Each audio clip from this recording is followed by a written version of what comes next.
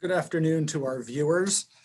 Please give us a couple of minutes while some people log into the webinar, and then we're going to get started very shortly. Thanks so much.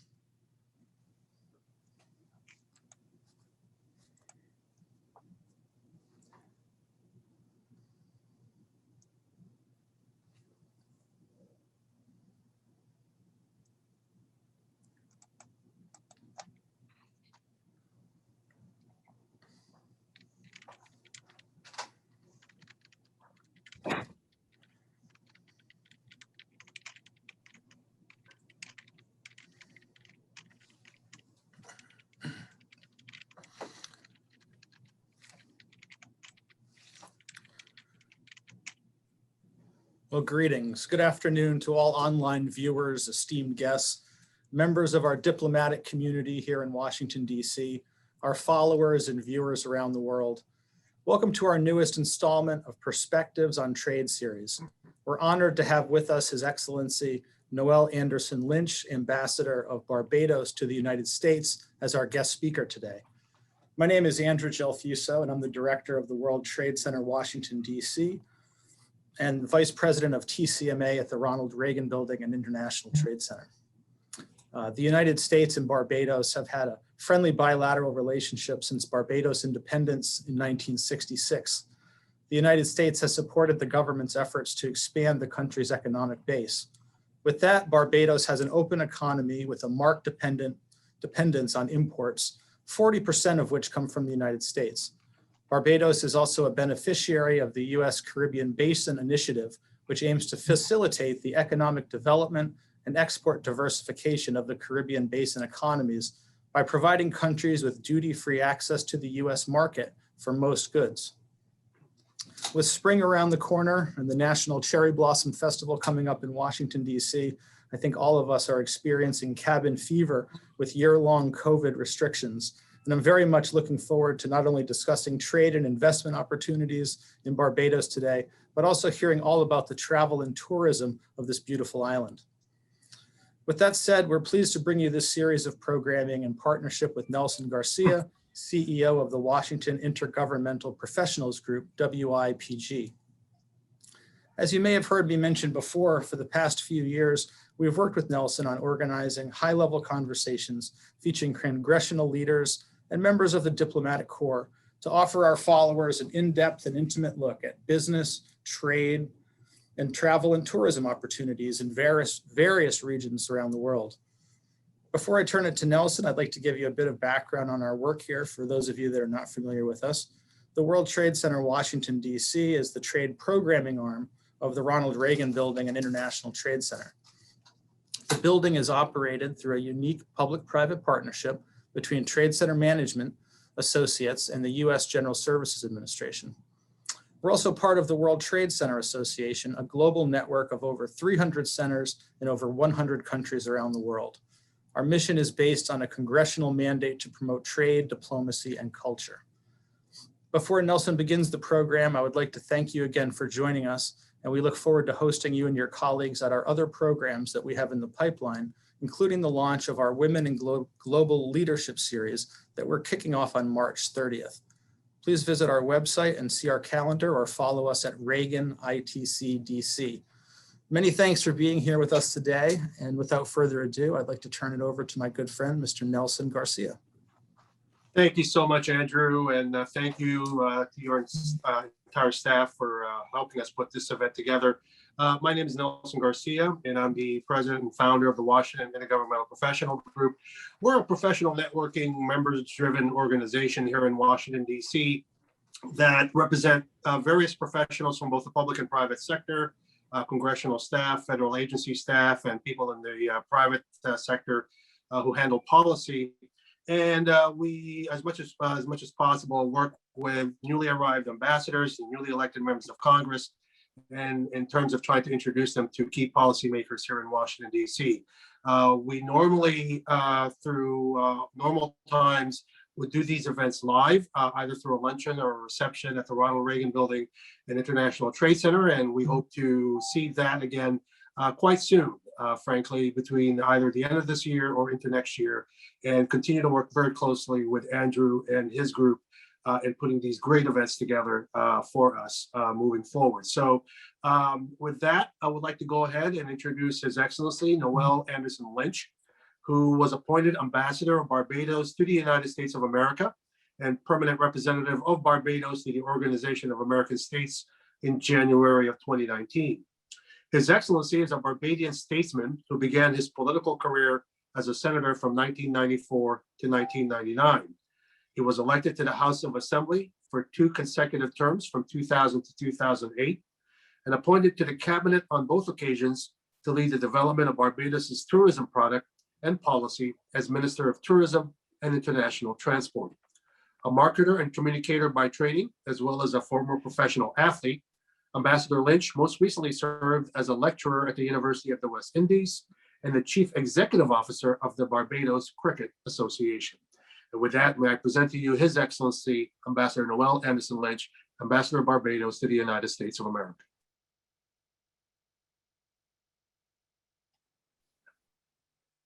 Good afternoon, Mr. Garcia. Thank you very much for the very warm introduction. Today's event is particularly important for us in Barbados. The actual theming of the event has been a discussion on trade and perspectives on trade for Barbados.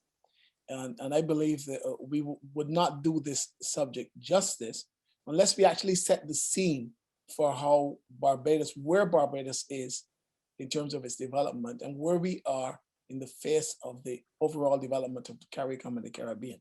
Now, discussions on trade, but very much a discussion that relates to trade in itself, would not be done properly without focusing on the CARICOM community, that is the Caribbean community, that is CARICOM. We see our economic future very much rooted in CARICOM, and we deem it of the utmost importance, our participation in that collective grouping and in the bilateral trade agreements subscribed within its framework. And particularly so, I want to speak about the CARI Forum, which is the Caribbean and CARICOM and the Dominican Republic with the European Union, the Economic Partnership Agreement, the EPA. Now, our commitment to CARICOM and to the principles of the Caribbean single market and economy is a position from which Barbados will never reside. We are unapologetically Caribbean people. We believe in a conglomerate of CARICOM states, and that's the way in which we do it. However, it is important to state that also that we are in the midst of what we are doing to develop our societies. We are up against many global challenges that stand in the way of our countries exacting their full investment potential in every sphere of activity and thus developing optimally. Many of the challenges of which I speak are well known to the majority of our audience. These are issues with which many of our audience can readily identify. In the Caribbean, we are combining our energies and our resources to fight the vagaries of climate change, against the closure of trading opportunities, against the unilateral sanctions on trade that work against our very vulnerable economies. And of course, we are battling the anti-migration sentiments rooted in racism and xenophobia that have the power, in our opinion, to derail our already difficult to achieve development agendas. Now, these issues are not unfamiliar to minorities or developing people of any race, ethnicity, or size. To put it bluntly, it is our position that we simply need to live in a world with a more civilized global order, a world in which there is an absence of coercion, a world in which there is respect for a country's right to self-determination in its economic and other affairs, and that admires the proposition of fairness and that adheres to the best attributes of social justice. That world must also have the greatest respect for the principles of non-intervention, a principle that's specifically outlined in the Charter of many international organizations. Now, that said, Barbados is an active player in the WTO and a supporter of the multilateral trading system. Barbados has continued to actively advocate the vulnerability of small economies to price and supply fluctuations, higher fixed costs of productions and marketing, and obviously to natural disasters. Barbados sees the WTO as providing a multilateral rules-based framework for the conduct of all trade. In the midst of these challenges, however, and all that I've outlined, the Mayor Motley-led administration has brought hope and the prospect of new investment to Barbados, which should result in Barbados becoming the world's first smallest fully developed country society by 2040. Now, the global economic crisis of 2000 and 2008 created numerous challenges for all Caribbean territories and indeed this entire hemisphere. The reality is that even now, the Caribbean as a whole is facing the most difficult economic crisis that we have ever confronted since the countries of the region became politically independent in the 1960s and the 1970s. The global recession affected us more than any other region in the world. What we are left with after that period was a series of already vulnerable economies that now comprise a series of countries which are the most highly indebted states in the world. And this is essentially why it is so critically important that we all seek not only new opportunities, but innovative and creative means for foreign direct investment for our countries. The reality is that we were struggling economically even before the global economic crisis, mostly, but not entirely because of the situations that I've earlier outlined. Barbados as a tourism-led economy was severely impacted by the global recession of which I spoke in 2007 and 2008. And in 2009, the gross domestic product, the GDP of Barbados contracted sharply and grew at a very moderate rate between 2010, say, and 2012. Now, it is our opinion that responses to the aftermath of the global crisis were woefully inadequate. Barbados continued to spend, creating a number of social programs, obviously looking after our people, but with an economy contracting, it was difficult to be able to continue to spend at the rates we were. And then in July 2018, after the Motley administration won the election in May of 2018, the Barbados Economic Recovery and Transformation Program, which we refer to as the BERT program, was introduced, simply because what the administration had inherited can best be described as a very perilous economic situation.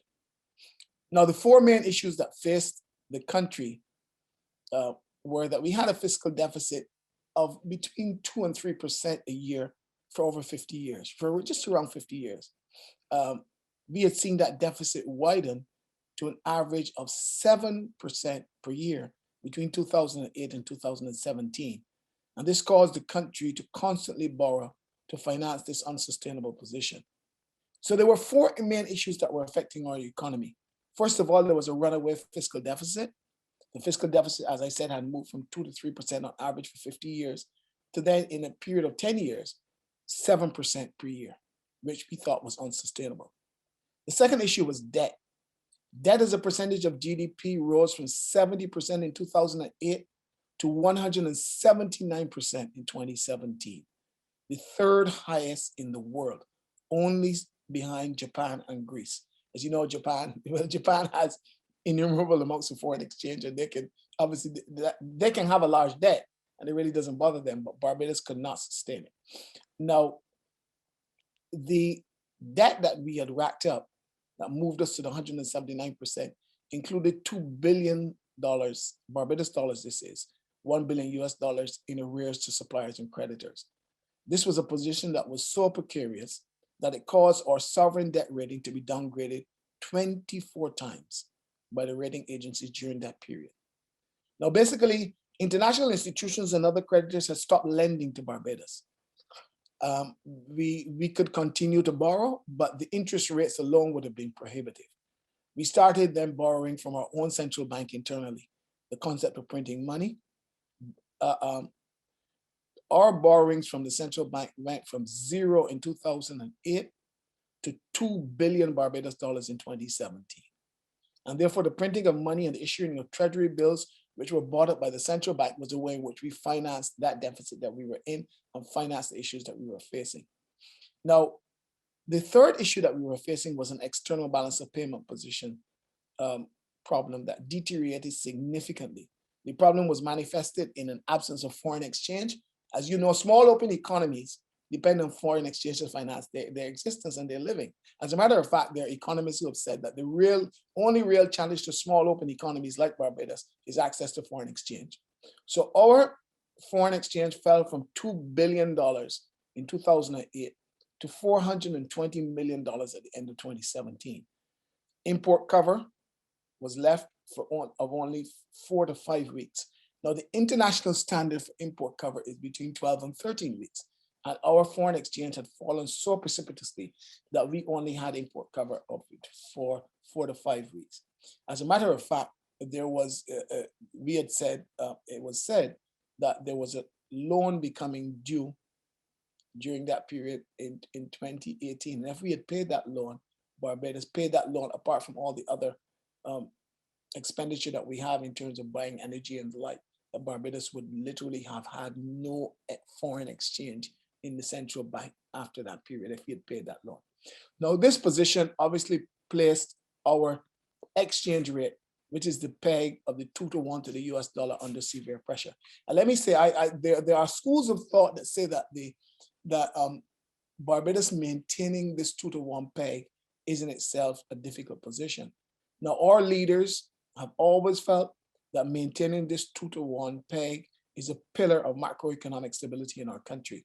For one thing, in October 2018, the IMF actually reported that the external position is broadly consistent with sound economic fundamentals.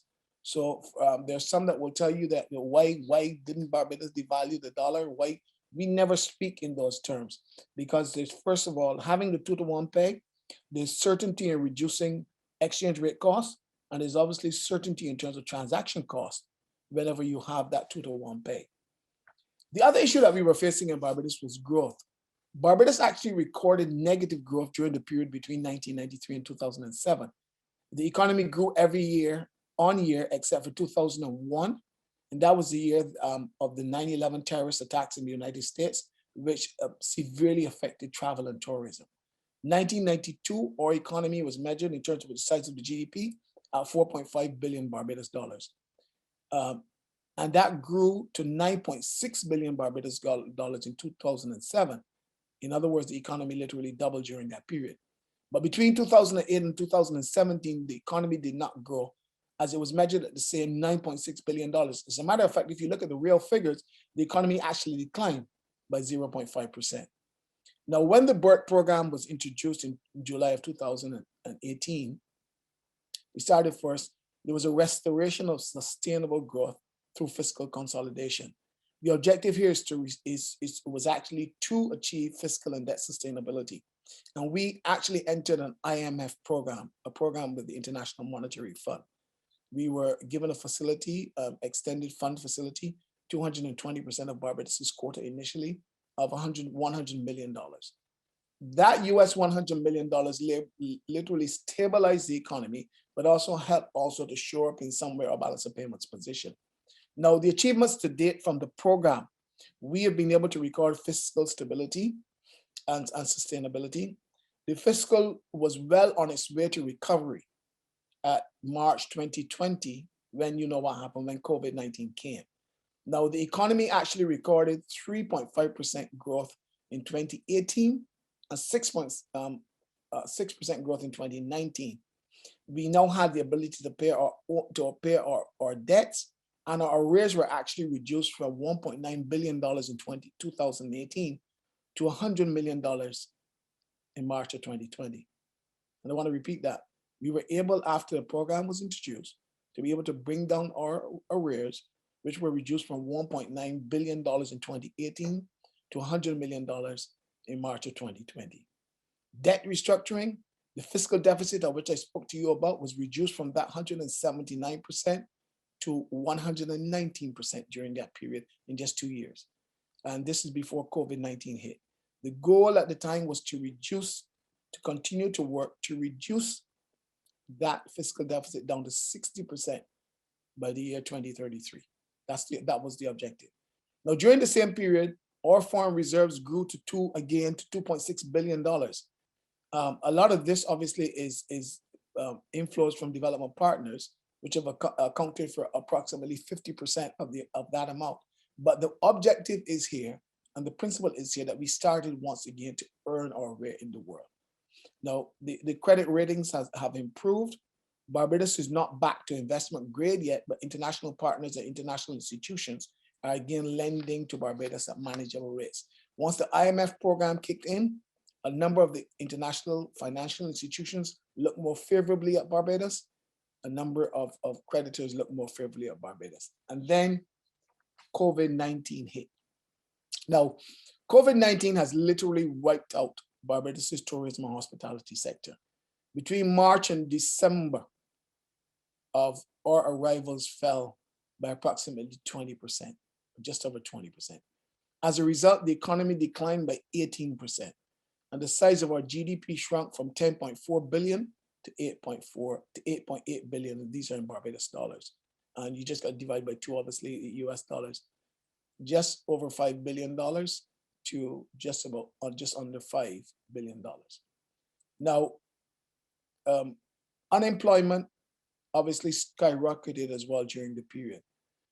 There, on average, you have just between 7 and during the years, for the past 12 years, we've had between 5 and 10,000 claims on our national insurance scheme. In 2020 alone, we had 52,000 claims on that same scheme. So it tells you not only the fabric of the economy has been severely affected by the COVID-19 situation. Now, the national insurance scheme paid out $155 million in claims in 2020. And the revenue loss to the economy is estimated at $550 million. And at the same time, expenditure increased by over $150 million. Welfare benefits also to the people of Barbados increased by over 40%. Now, what does Barbados need to do post COVID-19? And what is the economic climate post COVID-19? Now, we believe that even in the midst of all this difficulty, Barbados is still a good proposition for investment. For one thing, Barbados has always and continues to be politically and socially stable. Barbados has a huge global reputation for being politically and globally stable. We believe that competitiveness will be the key to Barbados' future trading successes. And therefore, we have done a number of things in recent past that we believe will put Barbados back squarely on the map and create a basis for investment for Barbados. We've introduced, for the first time as a standalone ministry, a Ministry of Information Science and Technology. And that ministry is there to really revolutionize all that has been happening in Barbados. Every single aspect of our daily lives needs to become digital, a digital platform for creating a Barbados that is a new Barbados for the future. In addition to that, some of the other things into the weeds that we have done, we have reformed, we eliminated most of the impediments we believe to growth. We've reformed the town and country planning laws in Barbados. Barbados has made considerable progress with respect to the adoption of trade facilitation measures.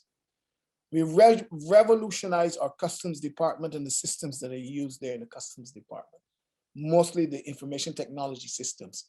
Customs clearance can be carried out electronically, and mechanisms for advanced rulings are in place, as is risk assessment with merchandise channeled through 4 lanes according to risk, including a blue lane for post-clearance assessment. Only about 10% of our imports are now subject to physical inspection. And therefore, the way in which you do business with customs has been completely revolutionized. We've upgraded our Barbados Revenue Authority. Most of the payments now at the Revenue Authority, the BRA, can be made online. We have revolutionized our registration at our entity that really does where you register businesses.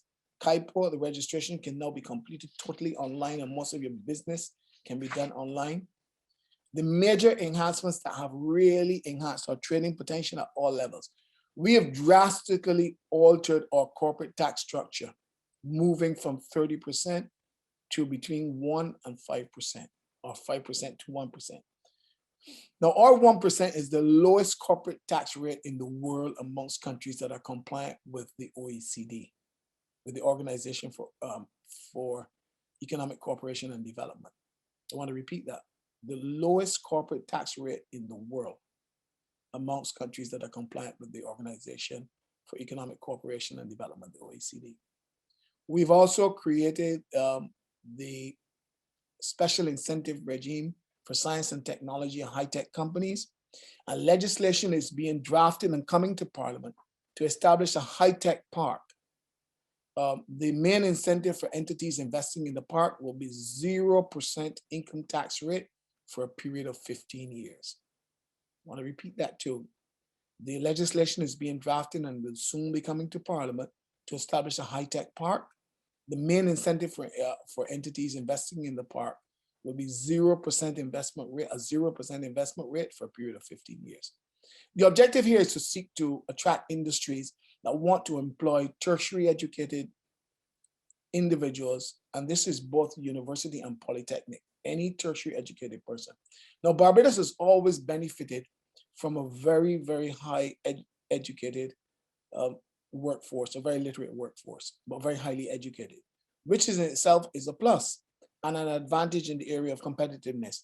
However, our country also has the highest rate of tertiary educated immigration in the world as a percentage of its population. 80% of our tertiary educated grads leave Barbados to work and to study overseas. Those that leave to study overseas very seldom return fully to live in Barbados. So it's an issue. And the overall objective here is to, first of all, to seek to bring companies to Barbados who are interested in employing graduates so that our people don't have to necessarily leave Barbados. The overall objective here in this is to seek to offer our potential investors predictability and transparency. For that reason, government is also in the act now of drafting a single piece of agreed upon omnibus legislation that will govern concessions and benefits applicable to investors in the future. That legislation, the Fiscal Incentives Act, will in essence give everyone the same tax rate, Our arms are essentially and simply wide open to the global investment community with one broad-based principle in mind: improving the after-tax return for our investors. This legislation will, in essence, repeal what is now on our statute books, which is referred to as 67B, the Duties and Taxes Exemption Order. Barbados's investment regime is open for business. There are few restrictions except those related to capital controls applied by the central bank. Liberal market access and establishment conditions prevail, and there are no specific foreign investment restrictions. There will be an opportunity, obviously, in the future for a Minister of Finance to bring legislation to govern investments of a transformative nature to which a greater consideration for concessions and benefits should apply. And that is in the estimation of the Minister of Finance. Of course, exporters, including tourism, VAT, and duty-free inputs will still continue to apply.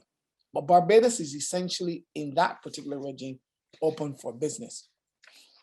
I'll tell you a little bit now about, before I close, about Barbados's, what we are doing in our tourism and hospitality sector, which is particularly important.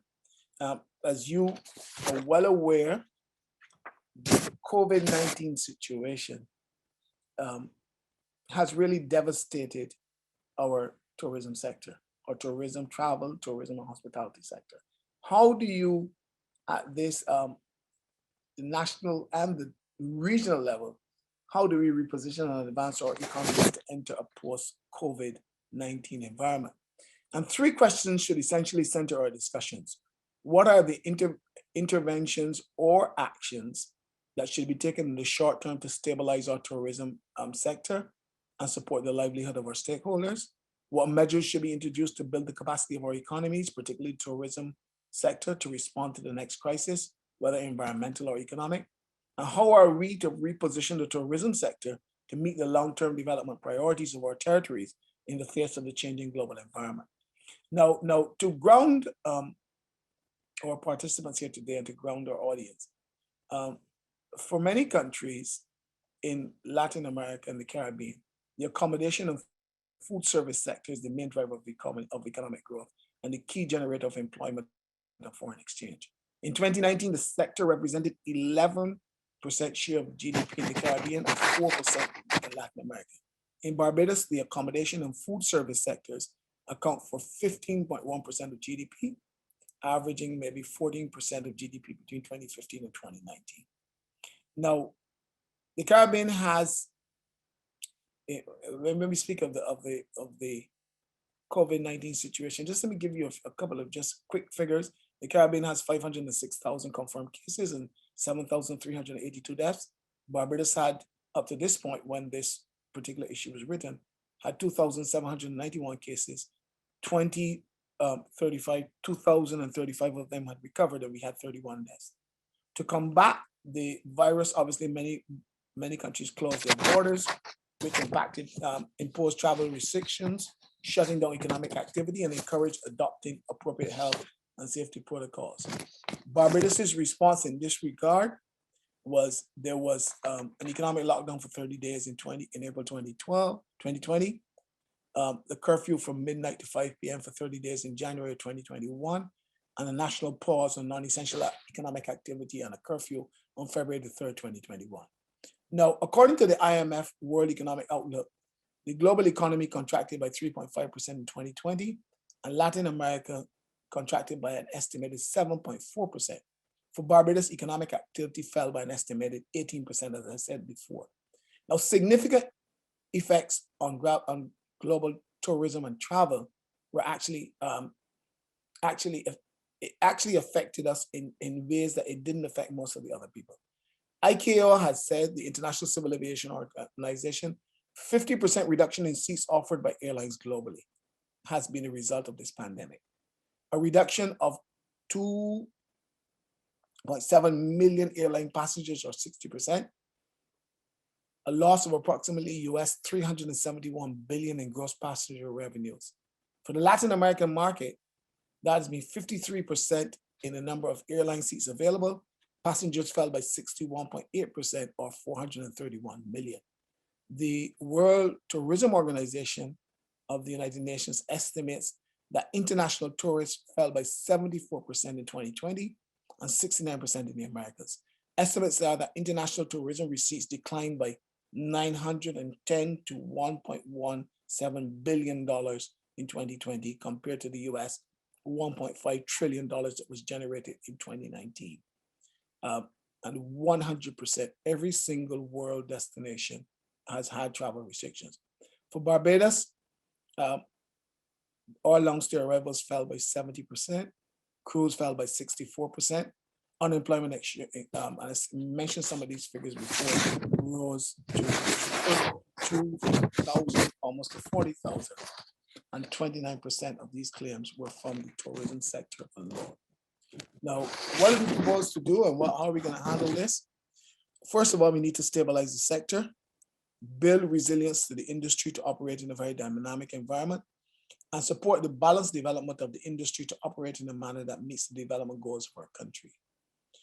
This speaks to and includes policies that address challenges that have been impacting the sector even prior to COVID-19. There are a number of issues that the tourism sector in Barbados has sought and that we will address, and we've taken the opportunity during this crisis to seek to address them. The issues are, there are a number of human resource inefficiencies that we've had to deal with. There's a lack of robust marketing research in our tourism sector. There's an aging tourism plant and infrastructure. There's a lack of product diversification in the sector and product development. There's an absence of an enabling environment to promote business and investment in the sector.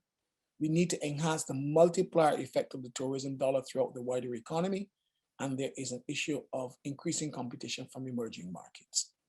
Now, what do we recommend as measures? And Barbados has started to do a number of these things, even in response to COVID, and to support the sustainable development of the tourism sector. First of all, during this time, we've established protocols and procedures that facilitate safe travel. We've actually introduced an app, which is called the BIM app. Barbados is referred to in some circles as BIM, a BIM safe app, that application on your phone that people can just download. Encourage collaboration at the regional and international levels to develop adequate protocols and to equitably distribute COVID-19 vaccines, obviously, because if COVID-19 vaccines and we get over the issue of the vaccine nationalization and vaccines are equitably distributed, what should happen is that there should be a return to travel. Any return to travel or any in our major markets, anytime that the folks in our major market feel safe again to travel, become healthier, have gotten the vaccine, we believe that you will see an increase of travel coming into our region. We've introduced policies that support job retainment, assisting alleviating the cash flow challenges of many of the industry stakeholders through grants and loans and other fiscal measures, built HR capacity through training, health and safety protocols, the quality of product and service, disaster management technology and tech applications, and we have provided incentives and resources that encourage the adoption of a sustainable tourism development model, greening, resiliency against natural disasters, re-engineered the current products and services, reevaluating domestic products and emphasizing domestic tourism, remarketing and packing and repacking products to international markets. And this has come up. Barbados had a 12-month welcome stamp visa program in which we were encouraging people to come to Barbados to work, come to Barbados and spend your time or work from Barbados because you can work from anywhere. Policies and programs to support medium and small enterprises, giving them access to capital through a green and digital innovation fund, through a trust loan program, and public sector modernization and efficiency programs. And we strengthen intersectoral linkages with other sectors of the economy, reducing imports and encouraging entrepreneurship and enhancing the multiplier effect. Promote the development of niche markets, utilizing a value chain approach and emphasizing our unique products and services. And finally, it developed and implemented regulations for tourism, new tourism attractions to Barbados. So all in all, Barbados is doing its best to deal with a very strange, a very difficult economic situation that we inherited. A lot was happening just before COVID-19 hit.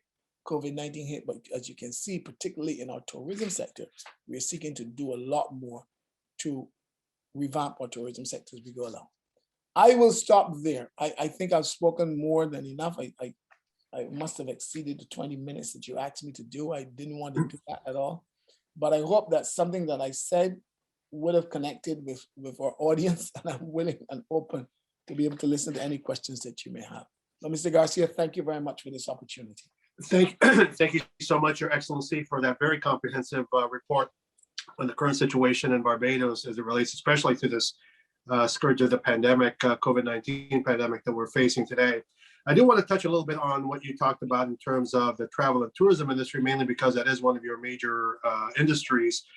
The private sector, at least, seems to be very optimistic of the status of the Barbados tourism industry because, for example, we have Sandals Resorts International just announced that they are expanding their reopening of the Sandals Royal Barbados Resort for July of 2021. Caribbean Airlines announced potentially expanding their flight services from JFK Airport to Barbados. And you also mentioned about the app that your government is now utilizing to help in the travel and tourism industry. But as you know, the United States is the country that has suffered the most in terms of infection rates and deaths. And so the question I have for you is there a separate policy for American tourism coming into Barbados? In other words, are there still a hold on American tourism in Barbados relative to other countries around the world? Or are there steps that American tourists can take today if they decide to visit or work in Barbados that they need to do before arriving in your country? Yeah, well, Barbados has never really closed. People say we've never really closed our borders, not to anyone. Obviously, what has happened is that there has been an issue of spikes in whenever there are numerous arrivals, like just after Christmas or during the Christmas period, there were spikes. But once Barbados has had its protocols pretty much in place, anyone who's coming into Barbados must have a PCR test 72 hours before they arrive in Barbados. Once you arrive in Barbados, you would then you'll be tested again. No, they had to put this back in place to be tested again. And once you are tested positive, negative during the 5-day period, you are free to go anywhere in Barbados. Now, one of the things that happened during the period was, and this was never, Barbados never shut out anyone from the United States or anywhere else. Once you bring that PCR test, and within the 5-day period again, because you 72 hours, and then within the next 48 hours, you have another test that comes back negative, you're free to go. And Barbados is looking to keep that in place as long as we can. Barbados has actually, you've got to stay obviously in isolation until you get that second test, because that's really where most of the people in the world are struggling. Unless you get that second test and we prove that within that 5-day period that you've tested negative twice, well, then we're really defeating the purpose of inviting you to Barbados. The persons who come in obviously for the Welcome Stamp program, same applies to them. Barbadians returning to Barbados, same applies to them. I went home to Barbados for Christmas and I had to go through those protocols. And I can tell you that they were more than adequate to be able to get us in. Where people don't, you got to police these protocols well, because where people flout the protocols, for example, and leave their villa or their hotel room or whatever, before they get back that second test, you're running the risk of being able to create community spread within your countries. And that's what we want to avoid. But our borders are open to Americans and anyone else. Thank you, Ambassador. Andrew, I'll hand it over to you. Your Excellency, we have a question from someone in the audience, Matthew Cassetta.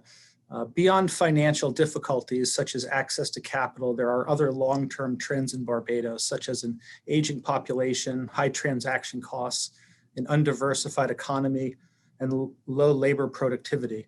These seem to have negative economic effects on the medium term. Do you agree? Not necessarily. I think you could have argued that for Barbados maybe in the past, maybe 10 years ago. But I do think that the government has done all that they can to improve the areas, most of the areas that the question has come from. Now, obviously, the aging population be difficult to be able to deal with that particular issue. People in Barbados maybe just be living longer because they're healthier. But the issue is that there is the high transaction cost issues that we're talking about have been substantially reduced, where there are issues of access to capital, but the government has been putting in place, even at that level, the government has now been, getting rid of exchange controls. The government is actually putting in place regimes to be able to deal with that. And I said you could have argued that for Barbados 10 years ago. I don't think you could argue that for Barbados now. Barbados has made substantial strides. I think in some of the issues that I spoke to you about, you can actually see that Barbados has put a lot of legislation in place to be able to deal with some of those hindrances to doing business. On the doing business index, Barbados was rated, in the last year was rated rather low. I can't remember the exact number. I don't have the exact number in front of me, but I will tell you that some of the things that I mentioned before, changing the Town and Country Planning Act, dealing with the issues of the Customs Department, reducing our corporate tax rates. Those are the issues that you can see that Barbados is now not as uncompetitive as it was. There are some issues related to productivity, obviously. There's some issues related to wage rates, and obviously return on investment issues. But if you have a highly educated population, government has again returned to giving free tertiary education to our citizens, because there was a period of time when it was stopped. But our people can go to university for free, paid for, tuition paid for by the government, and that in itself has changed.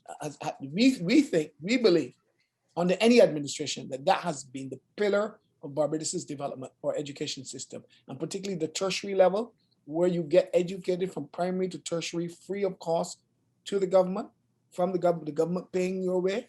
And that we believe has been at the center of where we've developed. As I told you before, we don't want our people to emigrate or graduates, we want them to stay in Barbados. So if we open up and allow folks to come in with this tax rate that we're talking about now, we believe that we will keep them on board, and you will see much more educated people and a much more even stronger workforce. Thank you. Thank you, Excellency. Turning a little bit now to the telecommunications side of the issue. Barbadian technology expert Rodney Taylor has been recently appointed Secretary General of the Caribbean Telecommunications Union. after a public Caribbean-wide recruitment process. So first of all, congratulations to Barbados for being selected to head this important organization.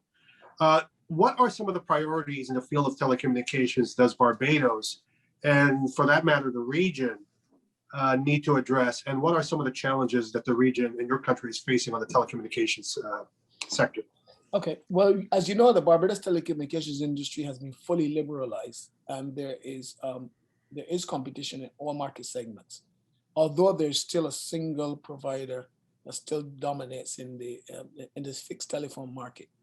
But at the end of the day, telecommunications rates and interconnectivity agreements are regulated by our competition authority. And that's the first thing, that Barbados has been able to free up the telecommunications sector.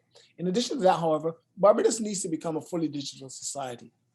There's absolutely fintech applications that are brokered in an environment in which government creates a basis for a platform for fintech issues. And as I said, I talked about the high-tech park, but Barbados is now in a situation where too many of our service providers, too many of the things that we do on an everyday basis has not reached the level of what happens in a developed country.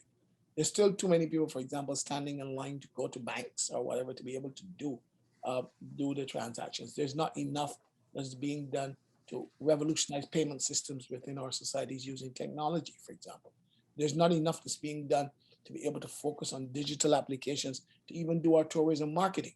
And this is not only being faced by Barbados, this is being faced region-wide. Now, what happens is that all of these societies need the investment necessary to make them fully digital societies. I mean, in the United States, I don't have any reason to go into a bank. I mean, most of my banking is done by my telephone, right? You don't need, I mean, not even online, but actually in a computer, but through your telephone. These are things that are available to Barbados, but available to Barbados in very limited numbers. We also need to educate our population about the safety that there is in doing telephone banking, for example, telebanking, because many of them, particularly the older folks in our society, still want to go into the bank, still want to be able to go to see a teller face to face. But the newer generation are moving towards these digital applications that they're not going to be dependent anymore on looking to go everything that they do. There's some people that I know in Barbados that have not read a newspaper, physical newspaper in their hands for years, and these are the younger generations. But Barbados needs to move. Every one of us needs to move towards a fully digital society. But in addition to that, Barbados also needs to continue to create the platform for investment in the technology area. We still are lacking the type of investment that we need to really move us to that level. And I believe that the new legislation, the Fiscal Incentives Act, and the incorporation of the high-tech park is going to make a huge difference to that. But the actual investment in technology in a country like Barbados is particularly expensive, particularly onerous. And unless that happens, you're not going to see us move to the next level. But we believe that the legislation that we have and the parameters that we've created now for people to invest in Barbados will make a substantial difference in the future. Thank you, Excellency. Andrew? I guess we have time for one or two more questions. This is another question from the audience, sir. What is the role of Chinese investment in Barbados? Well, Barbados Barbados does have some Chinese investment. But to be able to say, I know some people say that Chinese are seeking to dominate in terms of our markets. Not necessarily true. Barbados is willing, the foreign policy that drives our actions every day is that we are friends of all and satellites of none. What we do is that we cooperate with anyone who can give us, develop our people. And in many instances, if you close the door in a small society like ours, you close it forever. Barbados has got to look for trading opportunities wherever they exist. But the Chinese are not dominant in Barbados. The Chinese, like anyone else, any other set of people, have done projects in Barbados. They have also given loans to the government of Barbados. Loans, as I said, loans that we've got to pay back. And they've done projects in Barbados, which they've done very efficiently. Now, If you tell us that you don't want us to, if any government tells us, we don't want you cooperating with the Chinese, we don't want you using Chinese technology, we don't want you to use this provider. In many instances, it's not even the government that is dealing with these things. If you have an open and liberal telecommunications industry, for example, fully liberalized, and that particular provider is looking for a partner out of China, I mean, government, obviously, this is a whole private sector, very liberal environment. Government may not be even privy to that until they're actually in the weeds of what is happening with the provider. So therefore, one of the things that you've got to be very careful about is prescribing. And that's why I talked about non-coercion. I talked about the issues of, being able to respect the person's sovereignty. And I believe that Barbados has been able to trade when they have to trade with the Chinese on very equitable grounds, and there's nothing wrong with that. I think that we should be an open society. We're friends of all, we're satellites of none, and we're willing to trade with the Chinese, but they're not dominating our industry, our economy, or our people in any way. Thank you, Ambassador. Last question from my end.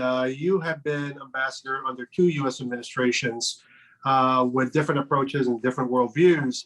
The question I have for you moving forward is because of the change in administration from one party to the other, has there been any dramatic changes in your approach to approaching U.S. economic relations, political relationships, things of that nature, that would be of a dramatic shift from the previous administration? No, not really. As it relates to us, and as it relates to us and our small open economy and how we relate to partners like the United States, I think you will continue to see that the United States doesn't move away from its stated position. One of the things that has really been, for us, that has really been, we've been elated to hear, and is very enterprising, is the issue of being able to create a climate change stance. This new administration, the new Biden administration, we believe that the greatest existential threat that we have is climate change. And the fact that President Biden has created in itself this cabinet-like position in Mr. John Kerry to be the climate czar has really changed, has really been a fillip for us, because we believe that we can now have someone to appeal to in terms of the climate issues that we're dealing with. But in addition to that, we were really, really satisfied and elated to see that the United States once again will rejoin the Paris Climate Agreement, and that the United States is putting climate on the front burner of its activities, because we believe that that in itself will help us to move forward. Whatever a number of these things are done, and we will continue the trading arrangements and legislative issues and whatever else, because we don't think that the House and the Senate actually changes a lot. But our approach to how we deal with United States, both the executive and the legislative branch, doesn't really, is not really much altered. What we are seeing is, for example, the access to duty-free, to markets duty-free in the United States is something that we was pushed for and actually happened under the previous administration before they left office. So we will continue to fight for duty-free access to US markets, along with a number of other CARICOM colleagues. But our stance in the way in which we approach the government on these issues, or the US government, will not substantially change, because we don't think that the US policies in these areas, as it relates to small developing countries like ours, dubbed as the third border, will change overnight. They're mostly the same issues that we're dealing with. And these administrations have been very, very open to us, because, as I said, the access to US markets duty-free actually happened under the last administration before they left office. So our situation doesn't change significantly. Thank you, Excellency. Now I'll hand it off to Andrew for the last minute questions. Right, I think we're coming up on the hour, so it's probably time to wrap it up, but I'd like to thank Your Excellency for your time today. I'd like to thank your staff. I'd like to thank all of our viewers that tuned in. We learned a lot today. We learned a lot about travel, tourism, COVID, and economics in Barbados, the lowest corporate tax rate in the world for OECD compliant countries, some very interesting facts, and I hope to take a trip when things lighten up a little bit with COVID. But With that, Your Excellency, we look forward to welcoming you in person to the Ronald Reagan Building and International Trade Center in the near future. And thank you once again for your time today. Thank you very, very much for having us. I mean, to have an opportunity like this to speak to a varied audience and to be able to, after this, to get this to go further, is in itself a wonderful opportunity for Barbados in terms of marketing Barbados as a country, a serious and stable developed economy, stable and stable developed developing country with political stability that is second to none. And I think we are very proud of that in Barbados. And the fact that Barbados was once considered the #1 developing country in the world by United Nations standards and how it was measured. And that's what we're working our way back towards.